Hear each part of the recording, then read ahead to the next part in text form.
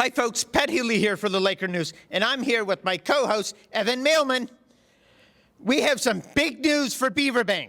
The 18th annual Beaverbank Parade of Lights is happening Sunday, November 30th at 6 p.m.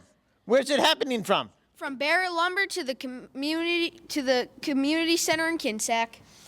And it's going to be brought to you by? Brought to you by the Beaverbank Community Awareness Association. Oh, I understand we have Lyle Mailman on the scene. Let's go to him. Hi, Pat. Hi, Evan. Good to see you guys here, and we're here at the Beaverbank Parade of Lights. As you can tell, some beautiful floats, lots of people here. The whole community's out having a great time, and really working to light up Beaverbank, that's for sure. So, Lyle, will the Beaverbank Road be closed for the parade this year? Yes, Beaverbank Road will be closed from 6 to 7 p.m., except for emergency vehicles and situations. But don't you worry, Pat. We got the Sackville Knights this year. They're working the subdivision intersections, and we have a little radio system set up in case there's emergencies if people have to get out. But yeah, normally we give everyone lots of notice and we put out lots of signs to let people know. Sunday, November 30th from 6 p.m., Beaverbank Road will be closed from Barrett Lumber to the community center. We'll have those signs out announcing the parade at major intersections 21 days in advance before the parade, just to give people a good heads up.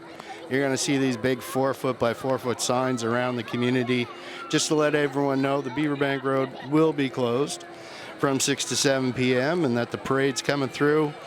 Also, week beforehand, by each subdivision along the Beaverbank Road, we're going to put some more signs just to give people that extra reminder that that one time a year, we're going to have a big celebration and roll through Beaverbank. Is there any advice or message to spectators who will be along the parade route? Well, Pat, of course, watching a beautiful parade like this, you gotta get out with everyone, your friends, your family, and have some fun. But there's one thing we do need to ask for the spectators for this year. We gotta ask you to please stay on the sidewalks or on the gravel shoulder of the road, Pat. That's especially important, that people aren't standing on the pavement or in the intersections where those traffic gates are, things like that, just to keep people safe and keep the fun times rolling. How can people find out more information about putting a float in the parade? Well, Pat, our online entry form is up and ready to go now, and all people have to do is send us an email to beaverbankparade@gmail.com. We're going to send you that link to join in the parade. We're going to do a $50 entry for businesses, and we're going to do that through e-transfer before the parade. Just makes things a little simpler. And then the families and the nonprofit groups, and hey, even the schools, I hear some of them are coming to participate this year. You guys will be free. Last year was huge, really big. So we're going to put a max on that to make sure we keep all our parade permits happy. So we have a maximum 30 float entry this year. So it's important to sign on up and get on in. And obviously, for a parade, it takes sponsorship to happen. So how do people find out information on sponsoring it? That's right. We want to send a thank you out to Hilliers Refrigeration Limited.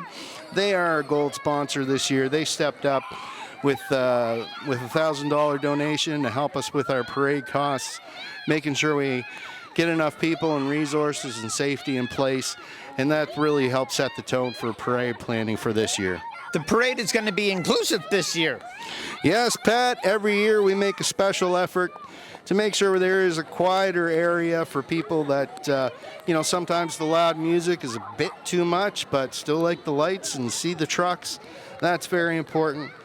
So from 1000 Beaverbank Road to Meadow Drive is when we'll shut off the music, but you'll still have the lights and the trucks going by and everyone waving. So that way it's inclusive so people can enjoy that. So, obviously, Mother Nature could rear her ugly head. What happens in that case?